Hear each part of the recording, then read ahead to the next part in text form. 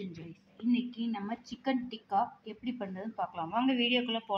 ஒரு துண்டு இஞ்சி, 10 பூண்டு பல், ஒரு ஸ்பூனு மிளகு, ஒரு ஸ்பூன் ஜீரகம், கொஞ்சம் கருவேப்பிலை, ஒரு காரத்துக்கு ஒரு 5-6 பச்சை மிளகா, ஒரு கைப்பிடி புதினா. இது எல்லாத்தையும் எடுத்து மிக்ஸி ஜாரில் நல்லா நைஸாக அரைச்சிக்கலாம்.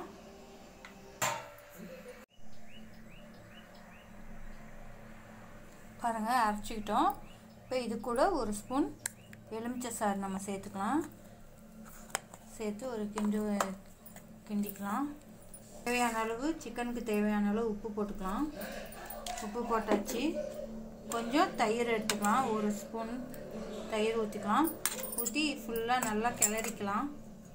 பாருங்கள், நல்லா அரைச்ச பேஸ்ட்டு, நம்ம எலுமிச்சை சாறு, தயிர் போட்டிருக்கோம். நான் 100 கிராம் சிக்கன் பீஸ் எடுத்திருக்கேன், நல்லா துண்டு துண்டாக. அதையும் இது கூட சேர்த்துக்கலாம்.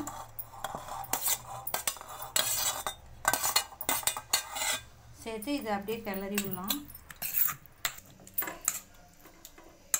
எல்லாம் சேர்ந்துருச்சு. மசாலா அந்த சிக்கனில் ஊறட்டும். ஒரு 2 மணி நேரம் ஊறட்டும். அதுக்கப்புறம் சிக்கன் டிக்கா எப்படி பண்ணுறதுன்னு காமிக்கிறேன்.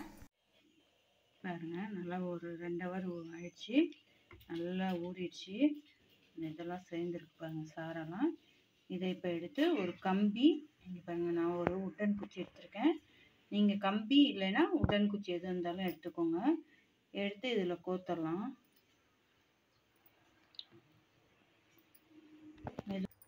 நீங்கள் குடமிளகாய் வேணுன்னா குடமிளகாவும் ஒரு வெங்காயம் கூட சேர்த்து கோத்துக்கலாம்.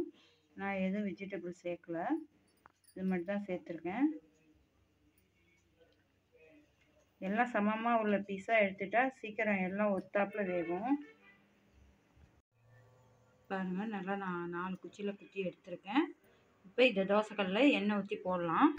தோசைக்கல்லில் எண்ணெய் ஊற்றிருக்கேன்.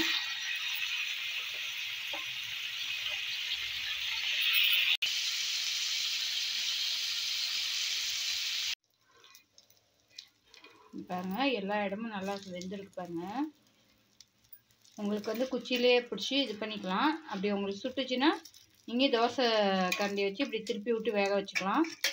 எல்லா இடமும் நல்லா உப்பு எல்லாம் நல்லா வெந்திருக்கு. ரெடி ஆயிடுச்சு பாருங்கள். இந்த வீடியோ உங்களுக்கு பிடிச்சிருந்தா லைக் பண்ணுங்கள், ஷேர் பண்ணுங்கள், கமெண்ட் பண்ணுங்கள். மறக்காமல் சப்ஸ்கிரைப் பண்ணுங்கள்.